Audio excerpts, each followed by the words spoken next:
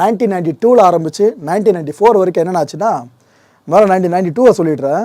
தற்கொலைப்படை தாக்குதல். இஸ்ரேலோட எம்பசி இருக்குல்ல, பியூனஸ் ஏரஸில், அர்ஜென்டினா, அங்கே இருக்கிற எம்பசி மேலே தற்கொலைப்படை தாக்குதல். 1994 என்ன ஆகுது, இதே பகுதியில் ஒரு ஜூயிஷ் சென்டர் ஒன்று இருக்குங்க, அது மேலே அட்டாக் பண்ணுறாங்க. ஸோ 2 மிகப்பெரிய தாக்குதல்கள். இதில் சிவிலியன்ஸும் பல பேர் கொல்லப்பட்டிருந்தாங்க. கொடுமையான செய்தி இதுதான். ஈரான் அண்ட் ஹெஸ்புல்லா இந்த 2 தரப்பும் தான் சேர்த்து இது போல் வேலையை பார்த்துருக்காங்கன்னு அர்ஜென்டினா குற்றம் சாட்டுச்சு. இஸ்ரேல் சும்மா இருக்குமா, அவங்களும் குற்றம் சாட்டினாங்க. ஸோ இந்த 2 தரப்பு எப்படியாவது பழி வாங்கணும்னு அர்ஜென்டினாவும் கங்கணம் கட்டிட்டு இருந்துச்சு, இஸ்ரேலும் கங்கணம் கட்டிட்டு இருந்துச்சு. ஆனால் ஈரான் என்ன தெரியுமா சொல்லிச்சு, இல்லை நாங்கள் அந்த அட்டாக்கை பண்ணவே இல்லை அப்படின்னு அவங்க மறுத்துட்டாங்க. ஹெஸ்புல்லாவும் மறுத்தாங்க. ரெஸ்பான்சிபிலிட்டியை யாருமே இங்கே கிளைம் பண்ணல. இதை தொடர்ந்து 2002க்கு வாங்க, சீக்ரெட் யுரேனியம் என்ரிச்மெண்ட் ப்ரோக்ராம் ஒன்றுத்தை ஈரான் தீவிரமாக கண்டக்ட் பண்ணிட்டு இருக்கு அப்படின்ட்டு இஸ்ரேல் மிகப்பெரிய குற்றச்சாட்டை முன் வச்சது சர்வதேச அரங்கில்.